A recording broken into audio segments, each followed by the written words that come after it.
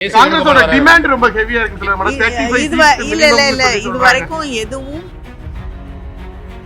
தமிழ்நாட்டு முதலமைச்சர் அண்ணன் தளபதி அவர்களுடைய அறிவுரையின்படி தேர்தல் அறிக்கை தயாரிப்பு குழு பல்வேறு பகுதிகளில் இருக்கக்கூடிய பல்வேறு தரப்பட்ட அமைப்புகளை சந்தித்து அவர்களுடைய கருத்துக்களை கேட்டறிந்து தேர்தல் அறிக்கையை உருவாக்க இருக்கிறது. இன்று சென்னையில் இருக்கக்கூடிய பல பகுதிகளில் இருக்கக்கூடிய அமைப்புகளும் அது மட்டும் இல்லாமல் தமிழ்நாட்டில் பல்வேறு பகுதிகளை சார்ந்து இருக்கக்கூடிய அமைப்புகளும் இன்று எங்களை சந்தித்து அவர்களுடைய கருத்துக்களை தெரிவித்திருக்கிறார்கள்.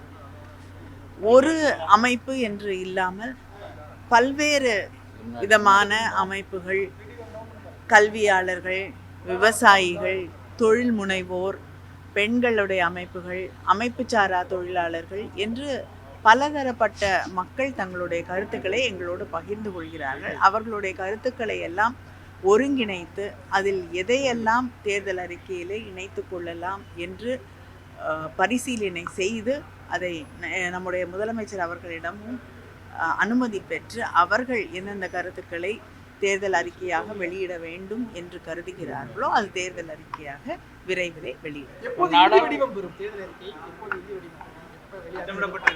நிச்சயமா தேர்தலுக்கு முன்னால அது வெளியிடப்படும். இல்லைங்க, உங்களுடைய கருத்துக்களை இதுக்காக உருவாக்கி இருக்கக்கூடிய ஒரு போர்ட்டல்ல tnmanifesto.ai அப்படிங்கிற போர்ட்டல்ல தெரிவிக்கலாம். எழுத்துப்பூர்வமாகவோ அல்லது உங்கள் குரல் பதிவாகவோ உங்களுடைய கருத்துக்களை தெரிவித்தால் அதையும் நாங்கள் தேர்தல் அறிக்கையிலே இணைத்துக் கொள்வோம். காங்கிரஸ் மேலிட பொறுப்பாளர் நீங்க சந்திச்சு கூட்டணி தொடர்பா பேசுறதா சொல்றாங்க. என்ன நிலையில இருக்கு மேடம் இப்போ கூட்டணி? பேச்சுவார்த்தைகள் நடந்து கொண்டு இருக்கிறது. ஆனா இன்னும் குழுவில் இருக்கக்கூடியவர்கள் தான் சீட் அலோகேஷனோ மற்ற விஷயங்களையோ அவர்கள் தான் பேசுவார்கள். காங்கிரஸோட டிமாண்ட் ரொம்ப ஹெவியா இருக்கு. இது வரைக்கும் எதுவும் பேசப்படவில்லை. அதனால நான் அதை பத்தி கருத்து சொல்ல முடியாது. இல்லைங்க, எனக்கு தெரியாதுங்க. எனக்கு தெரியலங்க. அது காங்கிரஸ் எம்பிக்கள் இல்லைங்க, நேற்று 8 எம்பிக்கள் தமிழ்நாட்டை சேர்ந்த சு வெங்கடேசன் அவர்கள் உட்பட மாணிக் தாக்கூர் அவர்கள் உட்பட 8 எம்பிக்கள் நேற்று சஸ்பெண்ட் செய்யப்பட்டிருக்கிறார்கள். எல்ஓபி பேச எழக்கூடிய ஒவ்வொரு நேரத்திலும் அது தடுக்கப்பட்டு அவருடைய உரையை அங்கே பதிவு செய்ய முடியாத ஒரு சூழல் இருந்ததால் தான் அத்தனை பேரும் ஒரு அமளியில் ஈடுபட வேண்டிய ஒரு சூழல் உருவாகியது. மேடம், திமுக கூட்டணியில மேலும் பல கட்சிகள் வரதுக்கு வாய்ப்பு இருக்கா மேடம்? பேசிட்டு இருக்கிறதா சொல்றாங்க.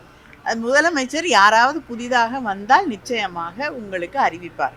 செய்திகளை உடனுக்குடன் தெரிந்து கொள்ள கீழ்கண்ட கேபிள் மற்றும் டிடிஹெச் நெட்வொர்க்குகளில் எம்நாடு செய்தி தொலைக்காட்சியை காணுங்கள். பாதகம் செய்பவரை கண்டால் நாம் பயம் கொள்ளலாகாது பாப்பா. மோதி மிதித்து விடு பாப்பா, அவர் முகத்தில் உமிழ்ந்து விடு பாப்பா. அண்மை செய்திகளை உடனுக்குடன் தெரிந்து கொள்ள இணைந்திருங்கள் எம்நாடு தொலைக்காட்சியுடன்.